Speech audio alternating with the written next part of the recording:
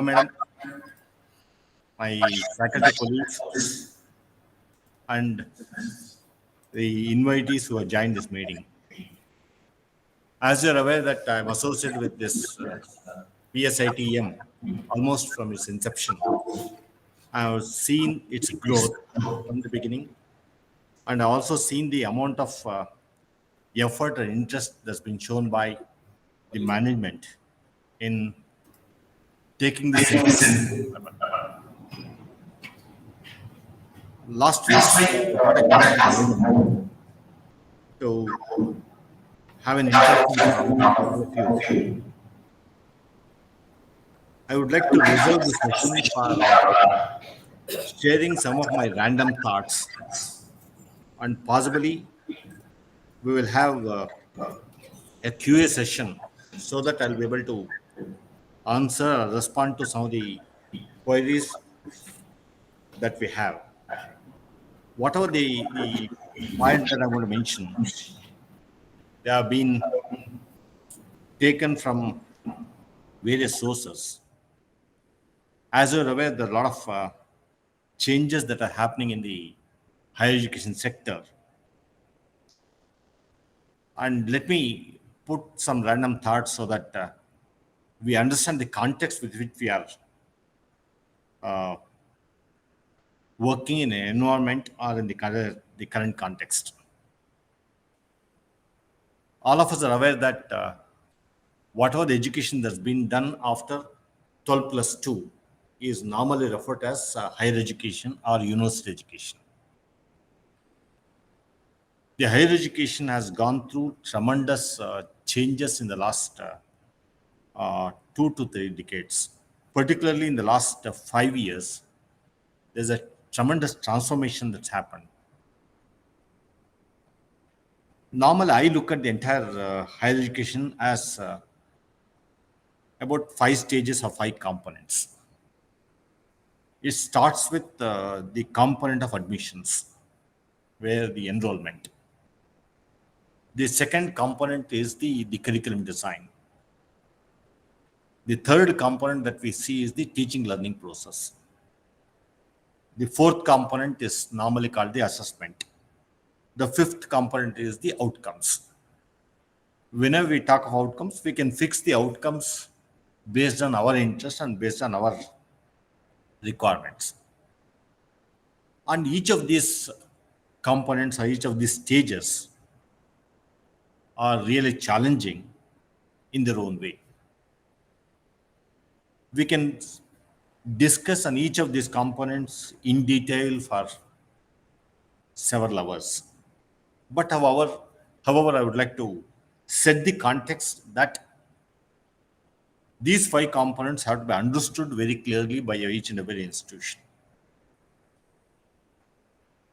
And we need to look at what exactly we mean by the world-class institution or the reputed institutions. We use these words quite often interchangeably. We keep quoting the examples of MIT, Stanford, and several other universities. We always talk of them. As for my understanding goes, a reputed institution or a stable institution or a world-class institution needs to have these 3 components, in my understanding. The first component is the excellence in teaching and research.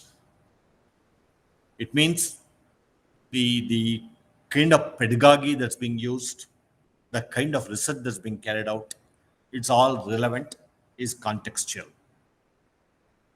The second component of a world-class institute or the characteristic is autonomy at all levels without a shade of interference. Meaning, each and every stakeholder in the system have enough autonomy to operate. In other words, the processes are well set. There's no need for instructions from any of the quarters for executing something. That's the second characteristic of a world-class institute. The third characteristic of a world-class institution, in my understanding, is the governance. The governance which is stable, sustainable, and transparent. All that we need to do, because we are all faculty and the uh, administration and the management, all of us need to work towards achieving these goals, these targets. We may not be able to achieve all of them overnight, and possibly over a period of time, we need to move towards these goals. And the second strong belief that I have is that we need to look at the best practices, and the best practices have to be incorporated into our institution, considering our environments, take into consideration, because what works in one institution may not work in our institution. Therefore, it's necessary for us to study all of them and ensure that we adopt some of those components here, which fits best into our system. That's the way in which it's going to work. Having indicated the characteristic of a world-class institution, let me tell you the 3 or 4 things that are happening in the recent past. I said the higher education has gone through tremendous change in the last few decades, particularly last 5 years. There's a tremendous change, and there's a paradigm shift. According to me, there are several paradigm shifts, but 3 appear to be important for me. The first paradigm shift is we are moving towards teaching the contextual curriculum. Means we need to design curriculum which is contextually relevant. Means we should not teach something which is not useful to the present day context. Therefore, contextual teaching of curriculum is very, very important going forward. That one change that I see is happening. The second major change paradigm shift that's happening is that earlier the collection of data is going to be very important. We used to collect a lot of information. Now, collecting information has been transformed into connecting information, connecting things, where we need to find the relationships between the concepts, relationships between the whatever the thing that we see is the second change that I see is a paradigm shift. The third paradigm shift that I'm seeing is that the examinations that we used to conduct, the memory driven examinations, are completely replaced by intelligence driven replacements, assessments, or examinations. This is the other change that's happening. These 3 paradigm shifts are very, very, uh, I should say, have come into force in a much stronger way than before. This talking is going on. I think in all the other countries, some of them have already been implemented. In this country, slowly the change is coming in. Then the most important thing that we also need to understand is what's happening in the market. In other words, the industry or the career. Uh, I should say the career market. Whenever we look at that career market, again we see few changes. I'm just trying to put some random thoughts so that we will see whether NEP provides enough tools for us to address some of these components. The first change that I see as far the future of work is concerned. Earlier, future of work was more or less well defined. Now it's not so. The future of work is not well defined, mainly because it's going through a lot of disruptions. Disruptions for a variety of reasons, a variety of developments. First and the foremost change that's happening is the existing jobs are more or less getting eliminated from the scene. The existing job titles and job roles are being redefined. That's one change that we see in the job market. The second change that we see in the job market is that some of the existing jobs are being automated. In that sense, the workforce may not be required there. Therefore, the automation has taken over, particularly the the concepts of AI, machine learning, then the IoT, robotics, all these things have taken over. There's other thing that we see. The next change that we also see is the workforce. The people who are going to work in these organizations also have started indicating some of their expectations. Means there's a change in expectations of the workforce as well. Earlier, it was not so. The moment we get a job, assigned work is being done, we never used to bother about it, we never used to question about it. But now everything is being questioned. Then we also see another dramatic change. Because of the reasons for all this is there are a lot more opportunities compared to what we had in the past. The fixed career paths are being replaced by flexible career paths.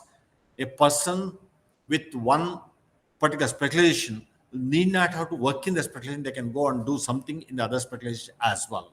These are the kind of opportunities that are created. Therefore, there's a change in the future of work.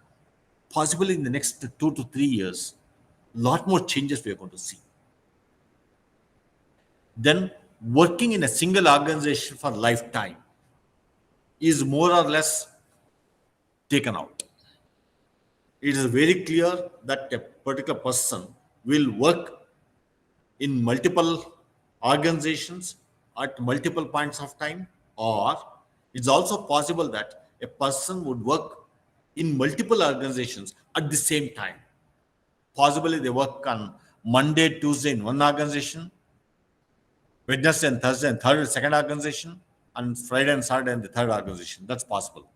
The second possibility we also seen is that morning hours they dedicate to one organization, afternoon they dedicate to another organization, where the specialist kind of natures or the super specialty kind of things are coming in, where the people will not get associated with a single organization. They try to associate with multiple organizations. There's the other change that we are going to see.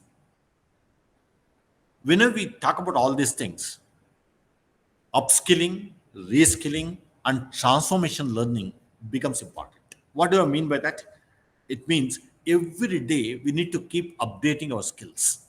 We keep ensuring that we are in line with the recent developments. Therefore, the other change that we also see. Now, in the context of all this, what is the role of an academic institution? How does an academic institution train its students to be relevant to such a market, to be relevant to such a dynamic environment? The same thing is true in the other career paths also. Therefore, we see the requirements or the kind of expectations on the higher education institutions have changed in this background. What are those changes? I see there are lots of changes, but two or three appear to be very important for me. One, in the first more or less 2 decades, two and a half decades, enrollment was the key thing that when addressed, means admissions.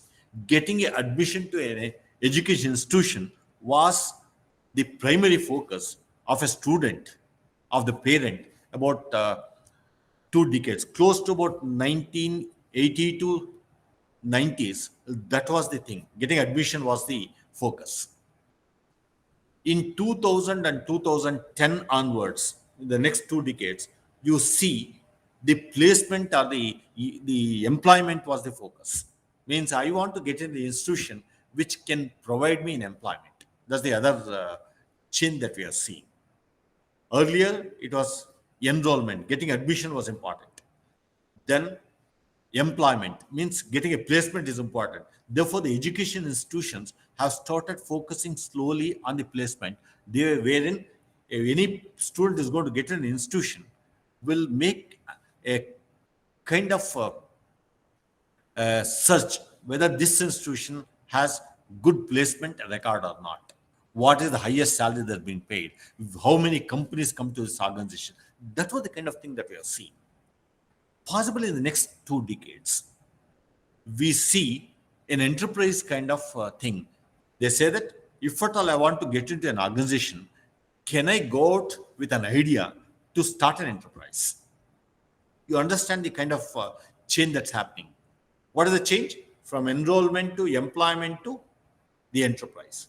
Therefore, the education institutions must make the changes, must make amendments to the kind of thing that we are doing from one decade to next decade to next decade. It means going forward, our focus must be more on that.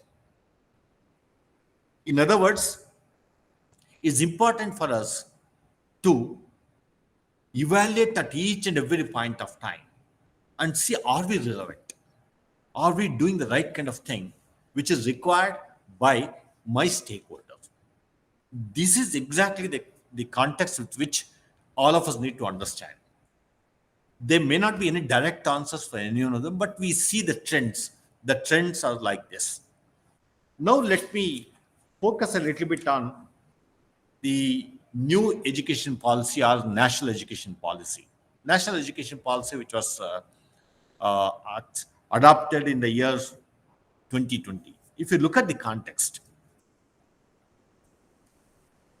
if you carefully analyze the new education policy or national education policy, it is nothing but the kind of thing that we were doing in the past, but has been articulated in such a way is relevant to the present day context.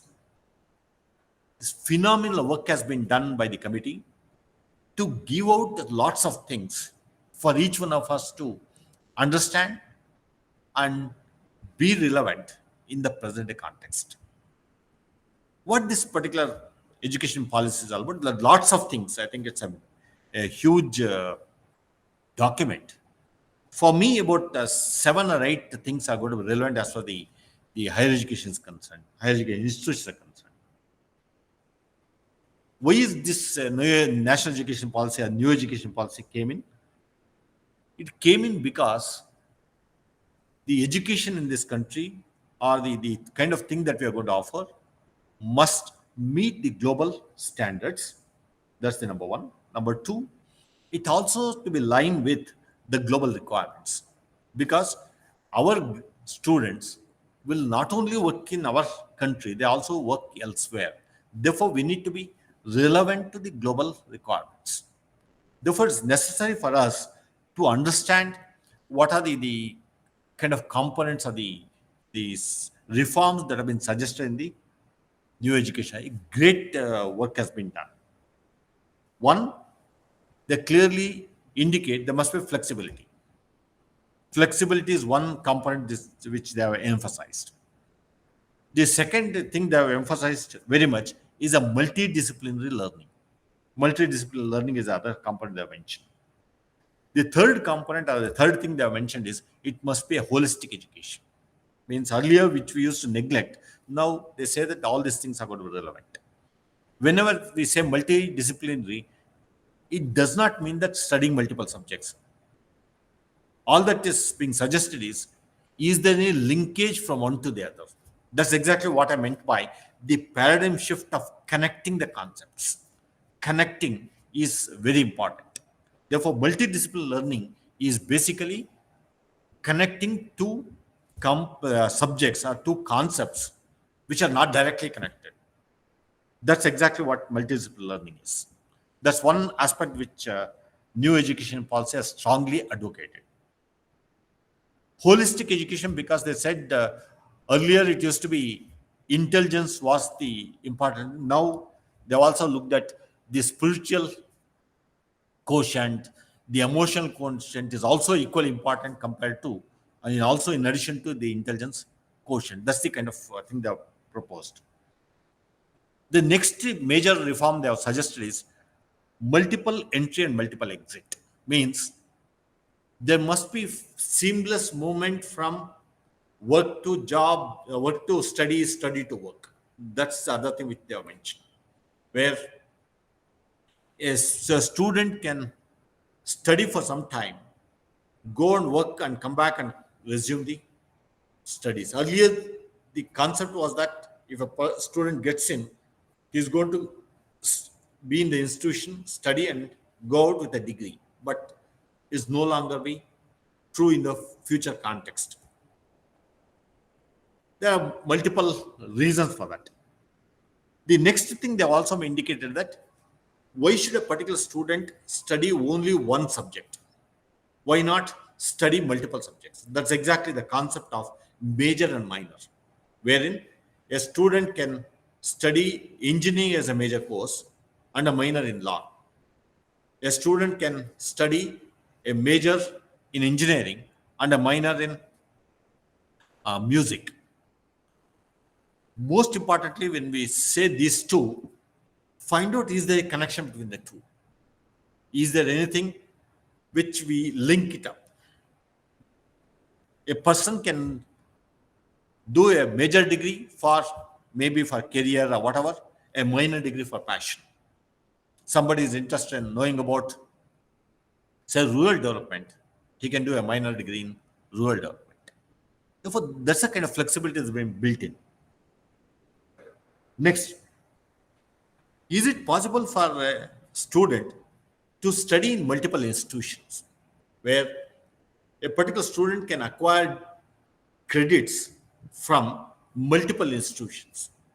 Why this particular reform has been proposed? This reform has been proposed mainly because, let's say, an institution is extremely good, known for a field of study, because an institution may not be good in every aspect of study or every field, may be good in one aspect. Therefore, a student must have the provision to go to the institute, study in that field where the institution is known for. Study a different subject or a field of study in a different institution at the same time. Is it possible for a student to acquire degrees from multiple institutions, put together, get a degree? That is the other thing which has been proposed, where a student need not have to complete a degree program in a single institution. It can as well study in multiple institutions during a period of time, acquire the degrees, put the degrees together, and get the a degree or a certificate from an institution of his or her choice, student's choice. To accommodate that, they have also proposed what is called as ABC, Academic Bank of Credits. As soon as a particular student gets a credit from an institution, it will be entered into his academic bank. It's exactly same as we have multiple accounts in the multiple banks. We can also have a similar kind of thing. Next, the other emphasis that's been made in the new education policy is that the teacher training becomes important, because we must ensure that the teachers learn much the trade or the kind of new GE skills at regular points of time. They need to upgrade, they need to upskill themselves, because to handle these kinds of things is not going to be straightforward and easy. Therefore, it's necessary to do that. The other important reform they have proposed is that focus more on experiential learning or active learning. Active learning, what do you mean by that? It is always boils down to the attention span of a student. We cannot continue to do the things that we were doing in the past. We need to bring in amendments with regard to our pedagogy. What do we mean by that? It basically means, is it possible for us to bring life into the classroom? Is it possible for us to teach a course by embedding the active components or the hands-on components? They have also advocated some of these components. Therefore, majorly these are 6-7 reforms which we can start focusing on. All these things may not happen overnight. Obviously, they require tremendous amount of effort, and each one of us have to implement these reforms in our own way. And I strongly believe that the teachers are going to be the key, because any organization is going to do well provided the teachers are equipped. Therefore, the role of a teacher becomes extremely important going forward. Going further, I would also put out few more points which for consideration. One of the things that is coming in the future, there are 3 or 4 things which have been put out, which have been more or less predicted to be the kind of components. The first one is in the future, because whatever that's happened in the past is past. In the future, probably in the next 5 to 10 years, it appears the knowledge or the proficiency of science and mathematics may become the building block for every field of study. Whether you study political science or history, whatever, the knowledge of science and mathematics become very, very important. Initially, I thought, how are they related? How are they connected? Then I'm more convinced when I was going through a, a lecture or a, a kind of presentation done by a, a famous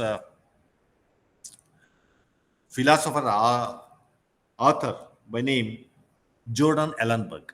Jordan Ellenberg has written a fantastic book which is relevant. What he has written is that how not to be wrong, the power of mathematical thinking, where it's a about 500 pages book, the series of lectures by him. Please go through that book and you understand mathematical thinking becomes mandatory for every field of study. And he has also indicated that if a person with mathematical background can do a think much better than the normal kind of thing. Therefore, that is going to be the other thing that's going to happen in the future. Therefore, in everything that we're going to do in the future, the mathematical knowledge becomes very, very important. Therefore, that's one change we may have to do in our curriculum thing.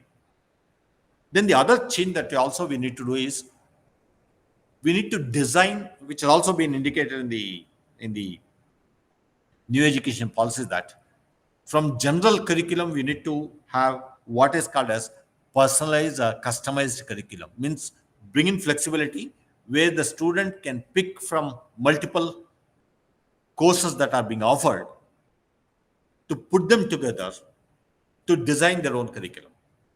Again, it's not necessary to study the way we have been prescribing in the past. There's other change that's happening in the future. The next change that we also need to understand going forward, particularly for teachers, this is very, very important for us to understand. Knowledge is going to be free. Means tremendous amount of information or abundant information is available. We were moving from a problem of empty to problem of plenty now. Probably when I did my engineering, it was problem of empty because we did not have too many good books. Too many good books which was prescribed for first reading. Now it has come where the tremendous information is available. It's a problem of plenty. How do I choose the right content from these books or these sources? Therefore, the challenge in the future would be for the teachers is curation of curriculum is content is important. Curation. How do you pick the right content from various places, put them together? Second is assimilation. The third one is application of the knowledge. Can you apply that knowledge to a particular thing differently? Therefore, that is going to be the key. Information is available. How do you collect the information, put them together, stick them together, and teach to the student so that is really interesting? Therefore, the other thing required. Next is research. Research is basically it was misunderstood and mostly it was not been put out very clearly. In my honest opinion, research is not for publishing papers, is not for anything else except for advancing the knowledge, advancing the the what is called a learning. Therefore, it's necessary for us to understand the research in that context. And it's also necessary for us to teach the courses in the future much differently than what we were doing. Again, I reminded that the Turing Award winner of 2011, his name is Julia Pearl. In his talk, he has clearly indicated that he has achieved whatever he has achieved, the Turing Award. He dedicated that to his teachers. He clearly mentioned, my teachers taught me things in such a way that I can never forget. I'm trying to put this particular thing only to make our teachers to understand the impact of teaching. What exactly he has indicated is that he's a mathematician, became computer scientist. Probably you're aware that the machine learning has borrowed a concept called as counterfactual thinking. Counterfactual thinking is being proposed by Julia Pearl. He said his teachers taught him mathematics differently from others. He mentioned that mathematics as the science was taught historically. What do I mean by that? He has clearly indicated, I remember every concept with a face. Pythagoras theorem, the when Julia Pearl learnt it, he connected to the face. The teacher gave the life history of Pythagoras and indicated what are his contributions. Thereby, majority of the students got inspired. Most of us teach concepts like I teach Kirchhoff law without showing the face of Kirchhoff law. I say what Kirchhoff law is all about. That may not help. Therefore, in going forward, it is necessary to teach historically who is Kirchhoff, why did he invent that law, why did he came up with that law, what happened, and if you can connect all those things, the context of connecting becomes that much relevant. The student remembers it. Whenever he or she talks about Kirchhoff law, it is connected to a phase. Therefore, he was mentioning that is the kind of change required. Why I'm trying to mention this is that in the future, the teachers have to change their method or pedagogy of teaching to be relevant, to be useful. Because the present day children need things much differently from what was being taught. Mainly because the attention span of present day children is much lower compared to what we had. Therefore, experiential learning or the active learning becomes very, very important. And I was also mentioning there are lots of things I can talk about it. Even if you look at the entire set of things of the learning, it appears in the ancient Indian education system, they have mentioned this. These are some random thoughts, they are not connected or not in a particular order. Even the Nalanda and Takshashila are following this kind of thing. Why I'm trying to say this is, these are the kind of things that also appeared in the new education policy in some form or the other. It has been indicated that learning happens through 4 different means or 4 sources. One is the classroom teaching. Attending classroom teaching is important. Therefore, 25% of learning happens there. 25% of learning happens by self-study. When we go out and start reading the same topic, we get another 25% learning. 25% of learning through discussions. Discuss with teachers. That's exactly what we meant by the informal learning or the informal Socializing, we get this 25% because discussions. 25% through experience and practice. Therefore, the learning has never been 100%. Therefore, each of these components become important. The new education policy explicitly mentions that classroom teaching is required. You also need to bring in the components of self-study, bring in the components of discussions, bring in the hands-on kind of components, activity-based learning or experiential learning. All these things become important. Therefore, these things were already there in the ancient education system, which is also being used in Nalanda, Takshashila, and other kind of things. I'm just trying to put out few random thoughts for each one of us to understand and plan it out. There's no formula, no algorithm to say these are the steps that we need to follow to become better than what we are. There's no algorithm. Probably you need to sit together, find out what is going to work in your context, because the kind of students that we get, the kind of teachers that we have, and the kind of goal that we need to achieve. I think, in my honest understanding, we need to look at answering only two questions. One,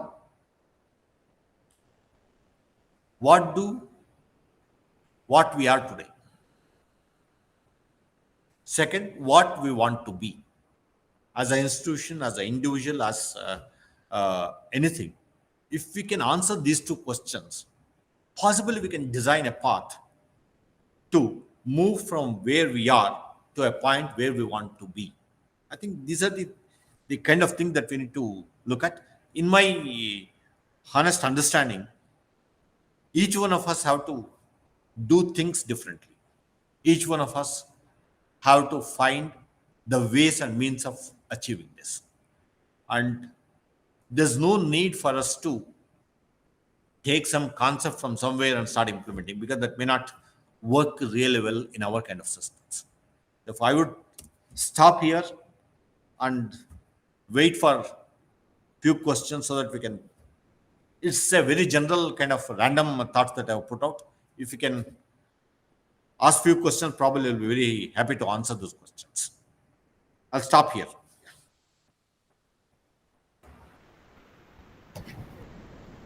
Sir, I have one important Yes, madam. Yes, madam. Clarification. Since most of our faculty members are not from a corporate background, so what kind of guidance we can give for them to take their students to the right direction? Well, I lost your faculty training. Since most of our faculty members are not from the corporate background, they don't have a corporate experience. Okay. But we keep talking about the gap between academia and corporate expectations. Okay. So okay. There how are do we cultivate this kind of culture? Yes, madam. I think I would like to answer this question in two parts. The first part is we have faculty. Possibly we can ensure this faculty go to industries for a period of time, gain the knowledge, and come back and be relevant to the context that's going to be there. That's one way of handling the thing, because the existing faculty can be trained in the industry environment. We can bring them back probably on a continuous basis, on a rotation basis. That's one way of solving the problem. The other way of solving that problem is we can engage as many industry relevant people to come and teach a particular topic. For example, let's say this one topic or this one model that's been tried out in some of the institutions. One module in every course is being taught by an industry expert. How is it being done? That industry expert would come for about 3 to 4 days, teach the entire module and go back. 3 days they're going to stay and teach the entire module, then come back to the thing. That's one model that's been tried out. The other model that's been tried out in other institutions, that one course in every semester is being taught by an industry expert. wherein the industry expert would come for 2 weeks. Continuously, morning till evening, the same course is being taught. The course is completed in 2 weeks, they go back. Because ultimately, it's about 40 hours of engagement or 50 hours of engagement is being done in 2 weeks. That's the other model that's been tried out. The third model that's been tried out is because we have this online mode of education now, it's possible that we can ask the industry person to teach a module virtually, the other way of looking at things. Then the last model that we can also try out is that our students can be sent to the industry for a week or 10 days for internship kind of a thing in the every semester, if possible, or at the end of every year, we can send them, get that particular knowledge component, and bring them back. We can try out multiple models. I think whatever model that's going to work out is the best thing we can try out. For example, VIT Vellore has tried out one module in every course to be taught by an industry expert. That's been tried out there. In SRM, I think I'm going to understand one course is being taught by an industry expert. Possible we can try out the model which is going to work really well. And as far as the Shivamogga and stuff kind of consideration is concerned, probably we can set up a virtual kind of thing. Every 3 or 4 days, virtual classes can be taken on one module by an industry expert. It's possible. Then the other possibility would be you can hire a people who are retired from the industry. There are a good number of people retired from the industry. They don't mind coming to Shivamogga for about a week, teach the entire course, then come back. It's completely hands-on. They give enough information to the first student to work, and they can come back. That's another model which you can try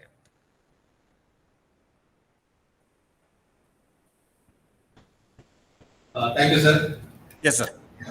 It's very nice. The entire NEP in 20 minutes. I think only KNB can do it. It's a wonderful way of summarizing what. And I think I'm sure all of my faculty friends here would say that they have been benefited by this wonderful expression of NEP and the futuristic future what we are looking at. But two things really, I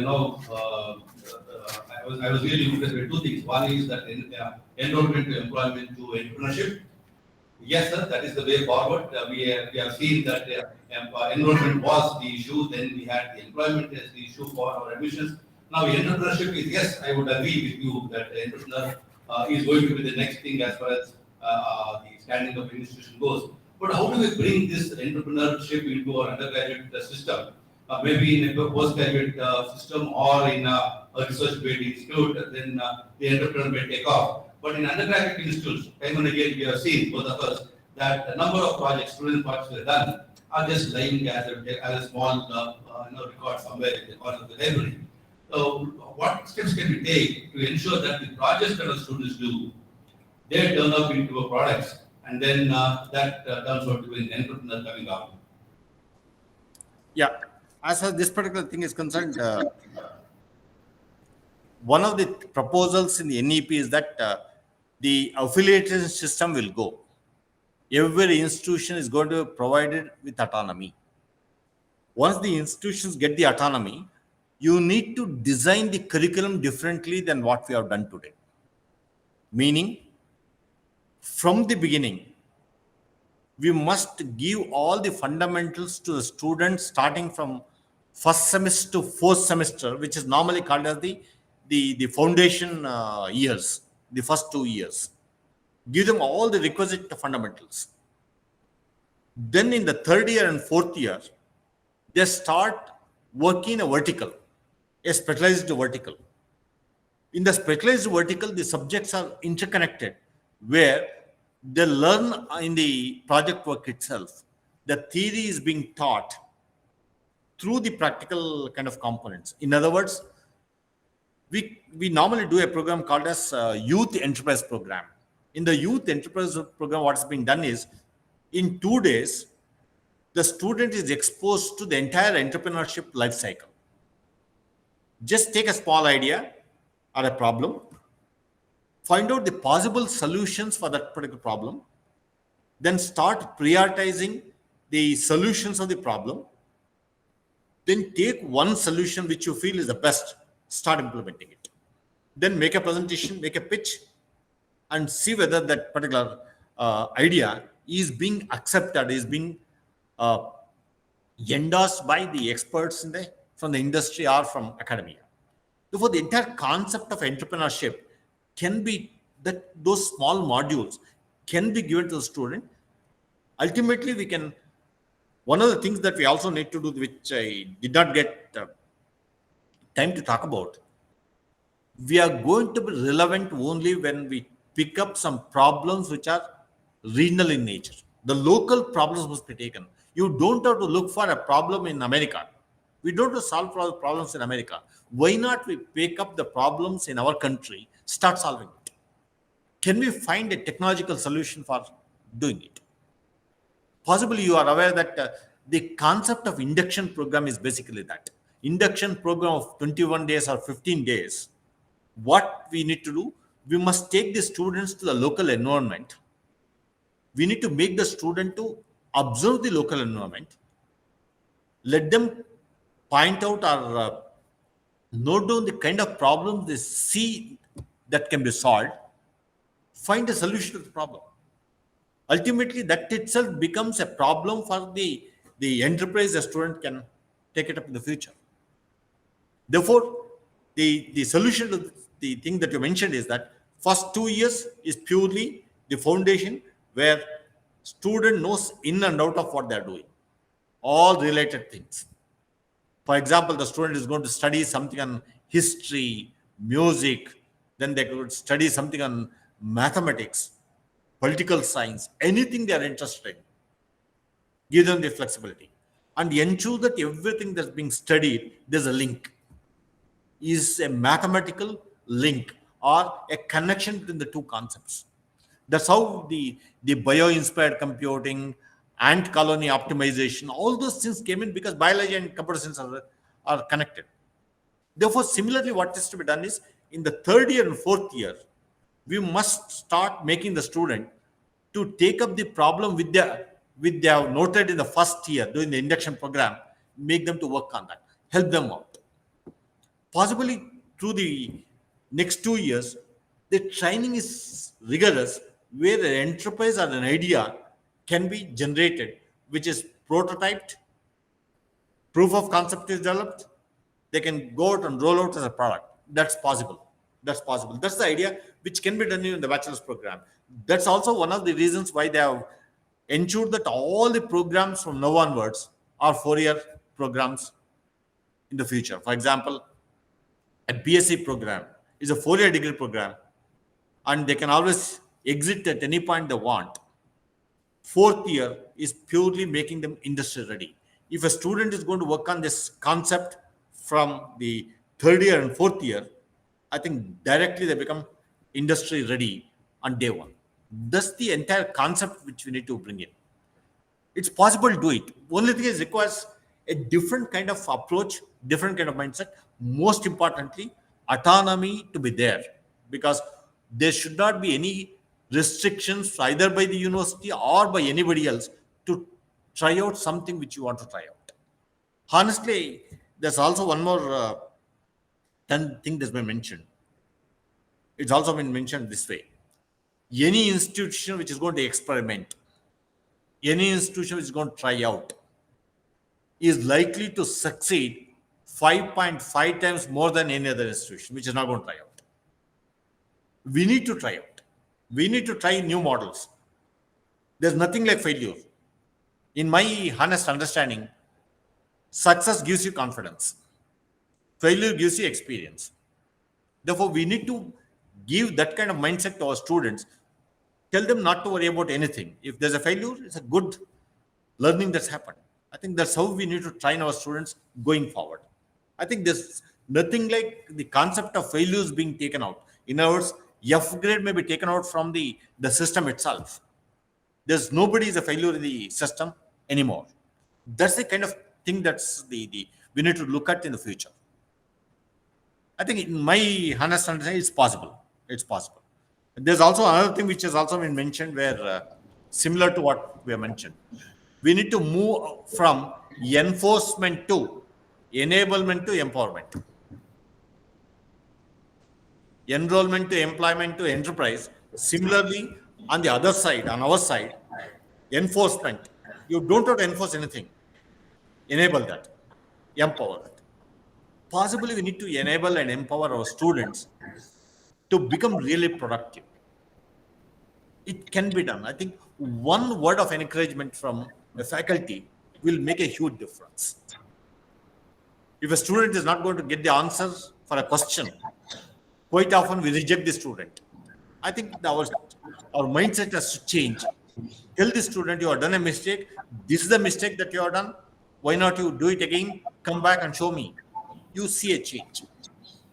Students start liking the teachers more than what they have done. That's exactly what has happened in Julia Pearl kind of case.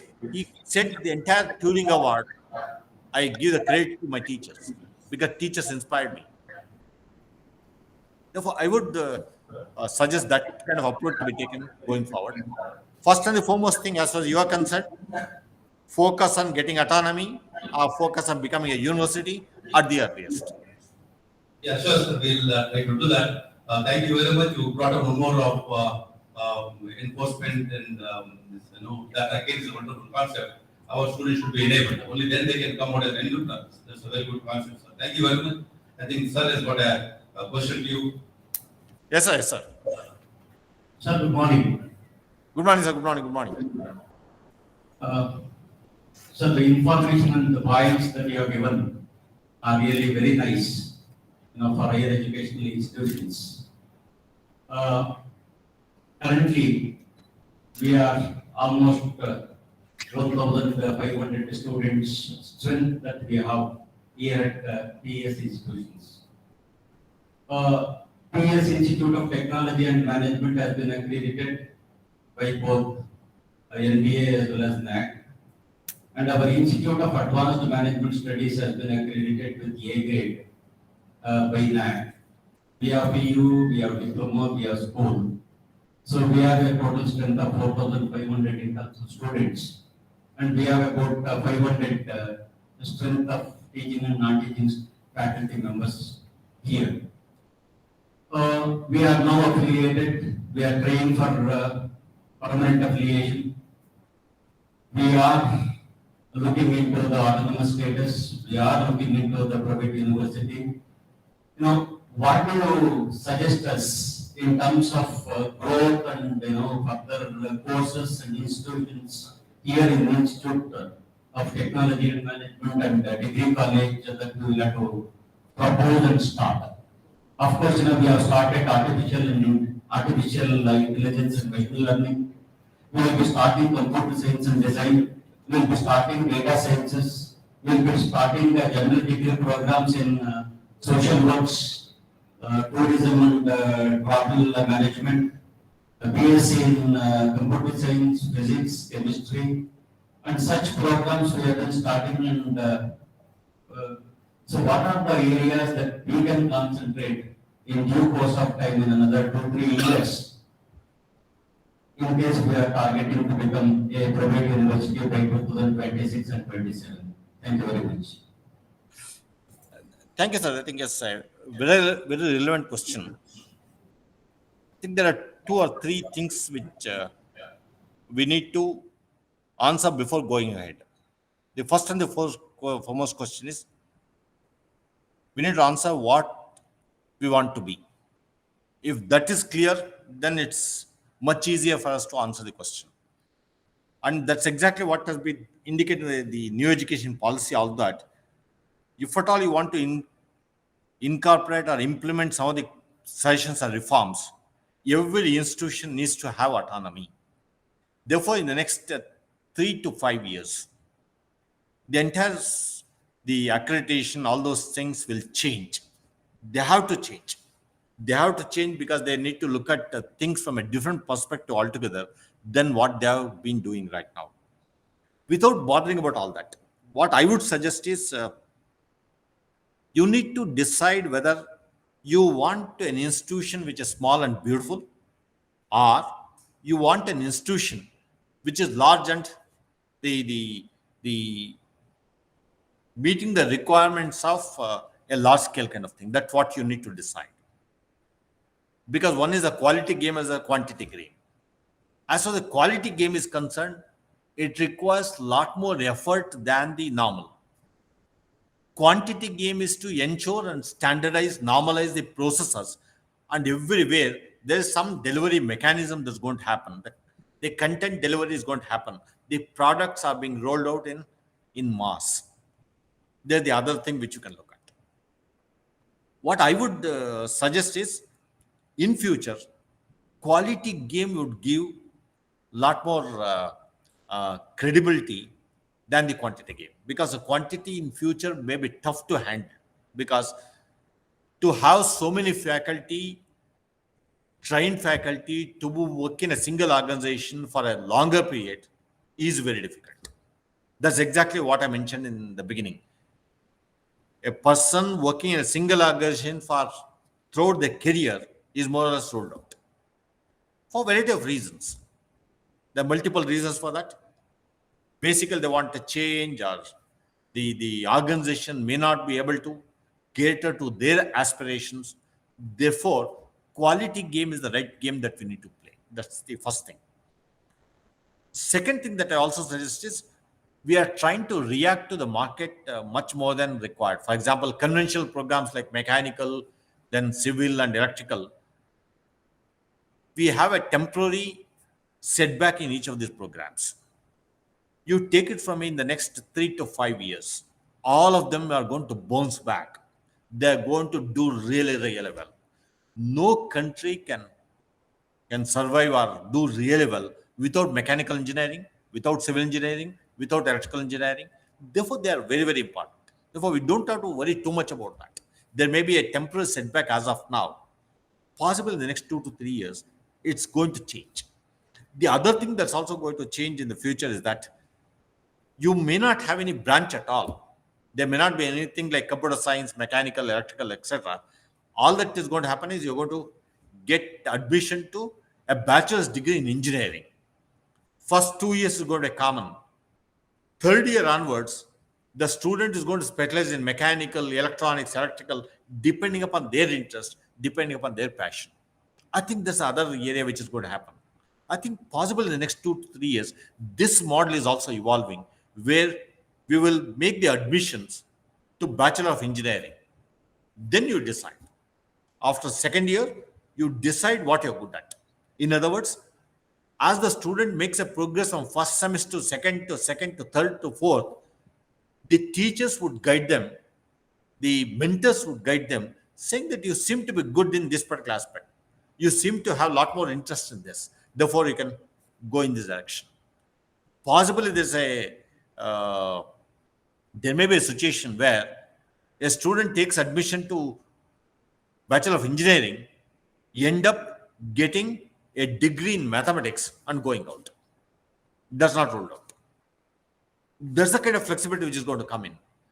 There's nothing like you get into a branch of engineering, stay in the same branch of engineering next 5 years. That's ruled out. Possibly those models are also evolving now.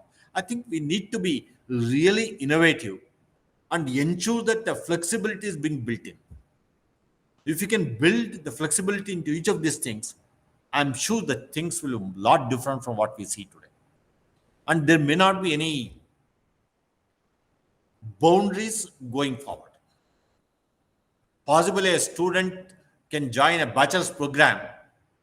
He can specialize in science, engineering, anything they want in the future. Those kind of flexible models would come in.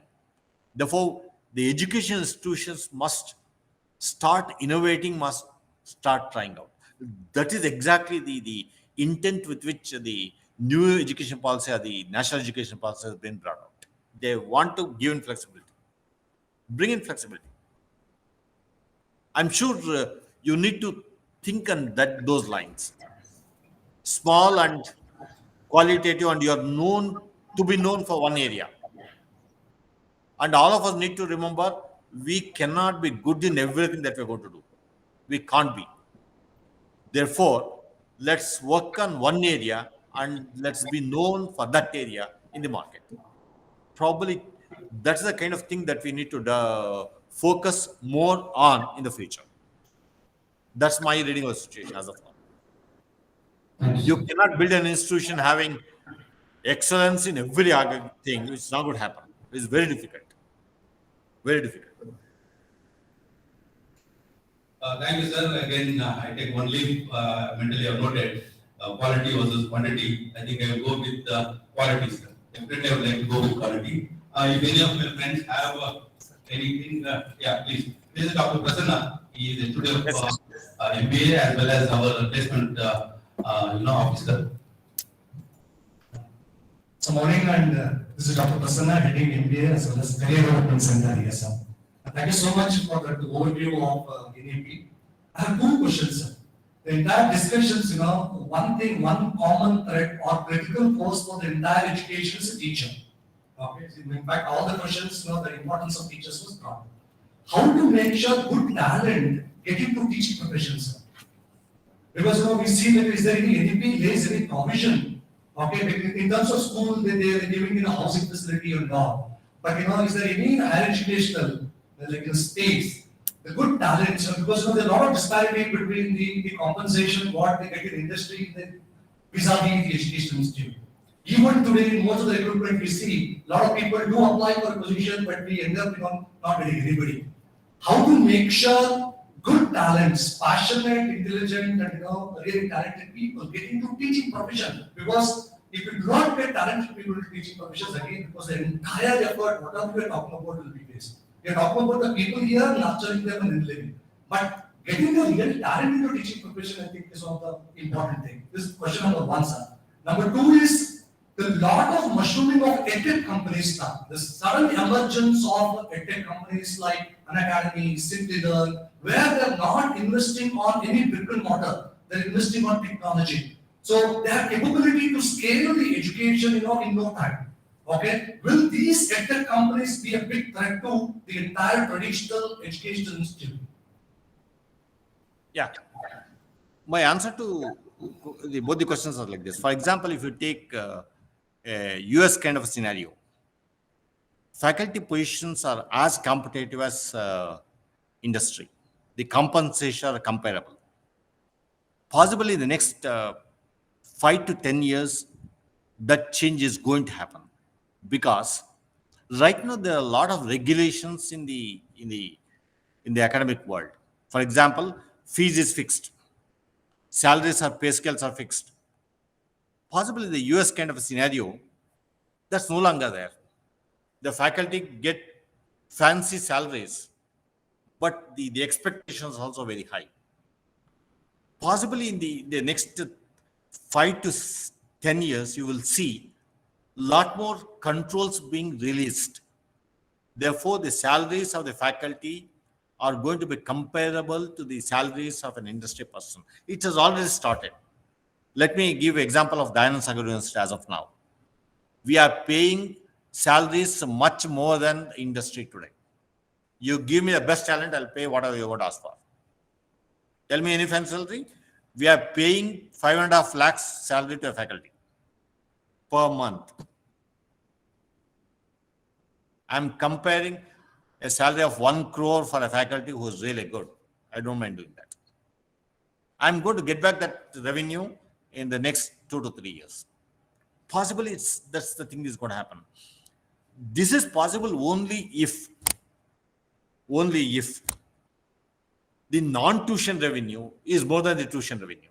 We cannot depend purely on the student fee and run the institutions going forward.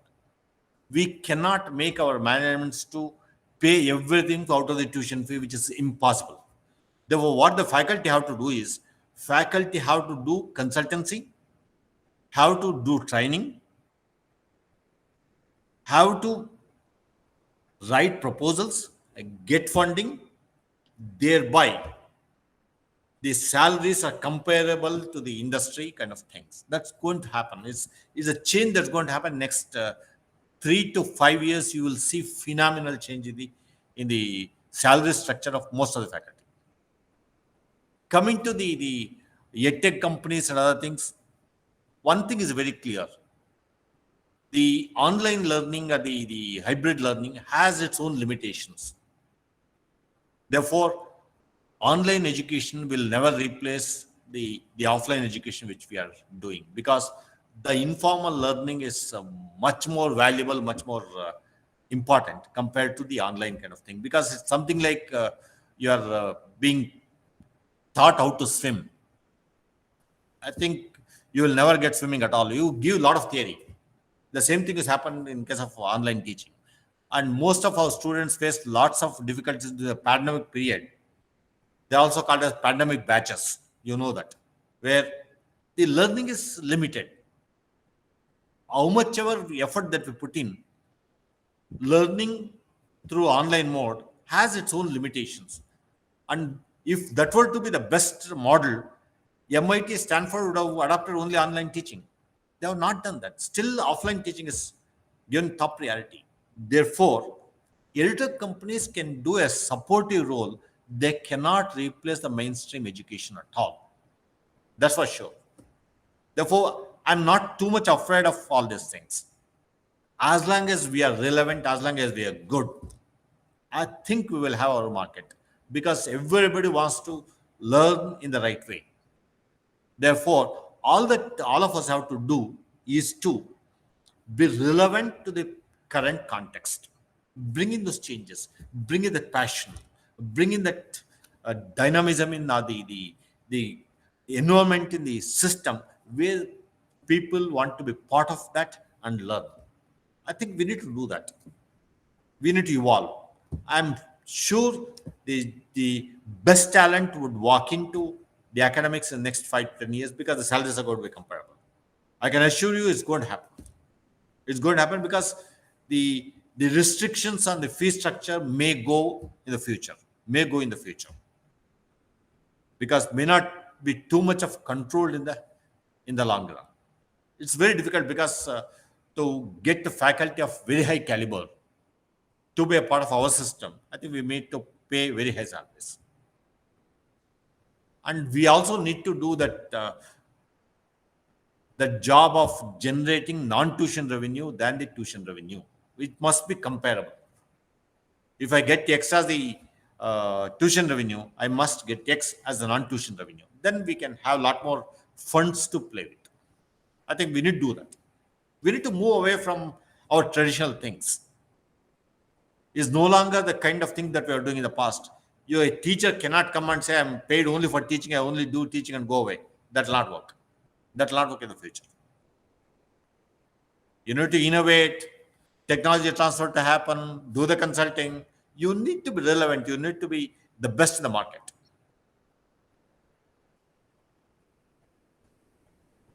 And I would like to add one small thing. You can give any number of lectures, any number of videos, unless you put me into water, I will not be able to learn swimming. So offline learning is going to be there forever as long as mankind is there. So we do not worry about this offline. It's online work is happening. Okay. And just to share personal experience, I thought Fortran programming for 3 semesters, sir. I thought Fortran programming for 3 semesters for Rajaraman. When I was asked to write a program, it gave me infinite errors because I had no practice in writing programs. So the amount of lecture we give, amount of online teaching we have will not help unless we go for practice. That is the offline learning. So I agree with you. It's going to be there. Anybody else, sir? If you have time, so we have. If any other questions are there, yeah, please. Sir, this is Dr. Bapat from Physics Department. Sure, sir. Sure. Yeah, very happy to answer the question. Yeah. Sir, having heard you and having gone through the NEP document 2020, I beg your pardon, I have 3 questions because I will be as crisp as possible. The first would be that it's a very, very aspiring document, and to measure up to the standards of NEP 2020, what we require in a system is to bring about a sea change in the system. That's what it requires. That's my reading of the document. But to do that, in a system, in a many colleges, in a system like us, where the students hail from different socio-economic backgrounds, variegated economic backgrounds, and multifaceted ambience. Where do we strike a balance? If we make it completely inside-driven, it will be beyond their reach, and it will be slightly difficult for them. But if you completely dilute the system, then the pendulum will swing the other way. So where do we strike the balance would be my first question. Second question is, Let me answer this particular thing. I think they have given about 15 to 20 years for implementing the policy. They have not suggested it's going to implement it next year. Meaning, lot of changes have to happen. Therefore, we need to gradually move from what we are today to a new situation. It takes time. Therefore, that's one thing they have mentioned. The second thing that they have also mentioned is that by using the hybrid learning and other things, possibly the kind of differences that we see in the various infrastructure and other things with the rural and urban connect, that also has to be addressed over a period of time. Possibly in the future, that's one of the things which needs to be done. I think we may not see too much of a difference between a rural kind of a system to urban kind of a system. Let me give one example. Recently, we conducted the BITES TCS Tech Quiz. Believe it or not, a student from Vijapur got the first prize. Not any of the top institutions in the Karnataka state. A student from a rural college got the award, the best student award from Vijapur. Therefore, the abundant talent is there in the rural kind of a sector. Therefore, we don't have to worry too much about it. Because I have come from a rural place, from a most backward place. I could come to this particular place and do something. Over a period of time, all these things get addressed because the infrastructural issues, the connectivity issues, then talking to an expert from wherever they are, all those things will not be a problem in the future. Therefore, in the next 5 to 10 years, you see a lot more changes compared to what we had in the past. Because earlier, it was very difficult to talk to a person. Now, pandemic has helped us to connect. For example, this particular thing was unimaginable about 5 years back. If I want to come, I should have come to Shivamogga. Now it's no longer required. Therefore, it's possible to connect to each other. I think over a period of next 5 to 10 years, most of these things get addressed. There may be some more time which may be required. In the next 20 to 30 years, you take it from me, we will have the same kind of infrastructure any other best country or the world's best country would have. And I also tell you one important thing. Recently, I'm told that the vaccination certificate is available to us online in this country. The most developed countries still write on the sheet of paper and give a certificate. Can you imagine that? Can you imagine you get a Aadhaar card, a PVC Aadhaar card just by filing an online kind of a thing in India? We are far more advanced compared to anybody else. Therefore, I think most of the problems that we are thinking are the problems today may not exist in the next 5 to 10 years. A lot of things are going to happen. I think the future generation of students will be far more intelligent than what we were. I think most of my students are better than me. I have no doubt about that. Therefore, you don't have to worry too much about it. Get solved over a period of time. Thank you, sir. Thank you for the clarification. My second question would be, it is very heartening to read in the document that they have brought in for the first time compared to the last two policies. They have brought in that spiritual quotient and emotional intelligence as the factor.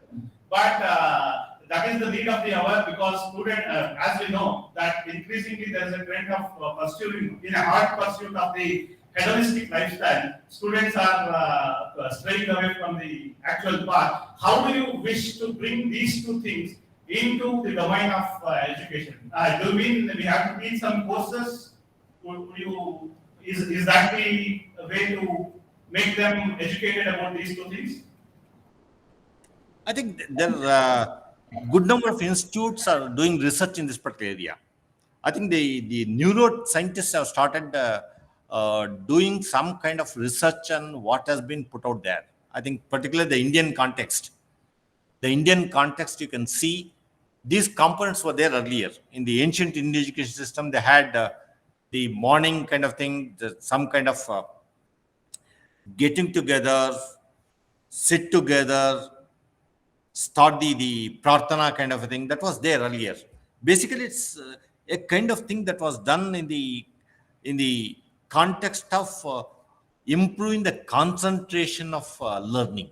I think that's the context which has been mentioned. Similarly, the emotional component, other things. Earlier, these kind of problems were not there because the joint family system and other things were there. Most of the problems used to get addressed. But with the nuclear families that are coming in, I think there's a kind of emotional kind of thing required. Therefore, those kind of components have to be taught differently from what was done in the past. Therefore, those components are going to become part of the learning itself. The team teaching, team learning, collaboration, all these things will add to the emotional kind of component. I think it's being researched in a big way in the last few years. I think probably in the next few years, models may emerge. There's no solution as for algorithm to say that you do the 1, 2, 3, then everything gets fixed. It will not so. It will not happen that way. Possibly they come up with newer scientific way of doing things. Ultimately, the scientific scrutiny is going to be there for everything to be accepted in the future. I think that's one question we might answer in the future. I'm sure these terms, whatever they have mentioned, like spiritual quotient, and the holistic education, the emotional quotient, the intelligent quotient, etc., they are being defined now. I think they are trying to give the correct definition for each one of them. I'm sure in the next 5 to 10 years, better models will evolve, acceptable models get evolved. Thank you, sir. Dr. Babat, I think we can reserve the question. If there's anybody else, because point of time, yeah, you could, I give you mail ID could select. Anybody else would like to ask? Yeah, please give your question short, sir. Good morning, sir. Good morning. Thank you very much for the wonderful talk, sir. Sir, I am Dr. Om Prakash Yadav. I am heading Entrepreneurship department. Sir, my question is, sir, as you said, enrollment and placements were, very big issues earlier, and now we are moving for NEP 2020, and in this, we will be facing the problem of entrepreneurship. So, sir, how NEP 2020 is going to address these three issues, that is, enrollments, placements, and entrepreneurship? Yeah. See, this is the paradigm shift that's happening because the education institutions have taken entire responsibility on themselves. Possibly in the future, these problems may not be there, mainly because we start teaching the student differently. There may be engagement models at a much lower stage of education, levels of education than what we have. Possibly one model that's being thought of in the recent future is that the student is being engaged at the 8th standard itself or the 9th standard itself, where the engagement model would start from there. Thereby, every student who's going to graduate from a university would more or less competent enough to go out and get a job. That's the kind of, there's no need for us to have the kind of things that we have today. Those models will go, those models will change. For example, we have this placement company coming, etc. That may be replaced by a new model altogether.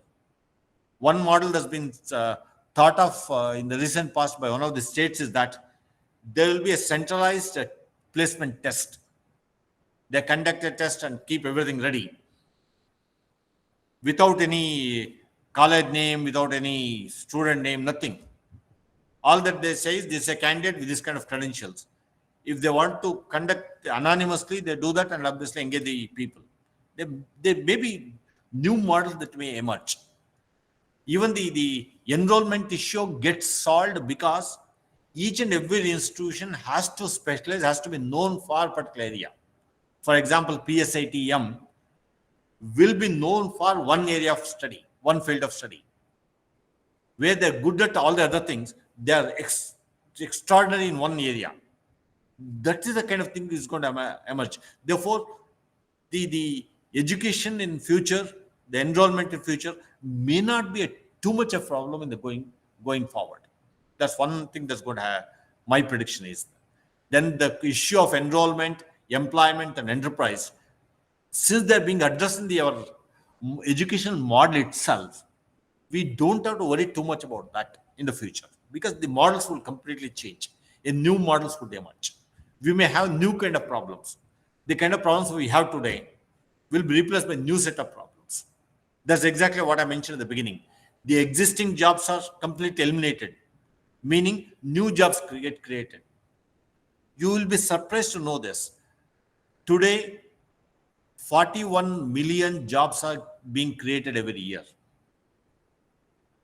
5 years down the line, 191 million jobs get created. 191 million. 41 million, 4.1 crores to 19.1 crores. That's the kind of potential that we are seeing. Because everything is going to be a new kind of environment, a new kind of things. The affordability will be much higher than what we have today. I think going forward, the future is going to be extremely bright, subject to the condition that the people are good. If you have the skills and abilities, you will be sought after. And I can also see these students will be booked much in advance than what's happening today. I think this is going to happen. We don't worry too much about it. I'll see more changes. I'm sure about it. Thank you, sir. Thank you, sir. Thank you, sir. Yeah, thank you, sir. Very heartening to listen to that. The future is very bright for us. I think that is very, very heartening, sir. As a principal of an institute, I'm sure you will also be happy to note that the future is bright for us. For want of time, I will permit one more question. Anybody has got any doubts? Last question, if anybody has any from backside. Well, sir, I think anybody else is good.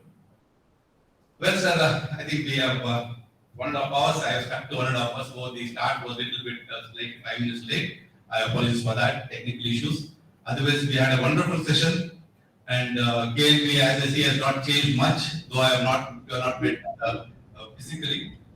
KLP sir as he is, and giving out his thought process. In fact, when you were talking, my memory went back to 2010 or 12 during the Joint Board of Studies meeting. Most of the points you have aired here, you had actually aired in that meeting. Joint Board of Studies meeting in your PS colleges, sir, we had a meeting at that point of time. It was very nice to hear, sir. You have given a wonderful summarization of the NEP, the road ahead, and the road towards autonomy and entrepreneurship. Wonderful concepts have come out of it. And I'm sure my faculty would have been benefited from this, and they would take a leaf out of it where, when you said that if the tuition component is X, they need to generate X component. Therefore, I will get an X plus Y salary rather than saving or trying to have an ad in front of the management to give more salary. That is something which is really pleasing to hear. We need to generate funds for our institute. Thank you very much, sir. I would definitely look forward to having more interaction with you on this particular aspect. Yes, you have been the backbone of our institution, guiding us for quite some time. And I hope and pray that you will continue to do so. Thank you very much, sir. Thank you, sir. I think it's all going to be in the hands of teachers. Yeah. Teachers have to take a lot more responsibility and a lot more roles to play in the future. I think teachers are going to be the center points or the most important focal points going forward. Therefore, all of us have to understand this, and we need to start addressing some of these things, understand these things, bring in the changes, and start working towards realizing some of those things. And my thoughts are all random. I think I did not prepare a lecture because lecture is going to be very focused. We may not get the time for discussing the various aspects that we discussed now. I'm very happy to be a part of this thing. I thank Madam, for extending invitation. I'm highly honored and privileged to be a part of this particular discussion. And I wish this institution a great success. And whatever support that's required from my end, please let me know. I'll be very happy to do that. And if you want any faculty to come and address some of the things that you are talking about, we have good number of faculty, good number of industry friends. Probably I can recommend them to come to your institute, conduct a workshop, bring in the change. I think most of the things we know, I think it's necessary to connect and ensure that the students stand to benefit. Okay? I think I wish all of you best of luck and thank for your patient hearing. Thank you very much. Yeah, thank you, sir. I take this Madam, opportunity- thank you. Thank you, madam. I take this opportunity to thank our madam who initiated this process and said that our students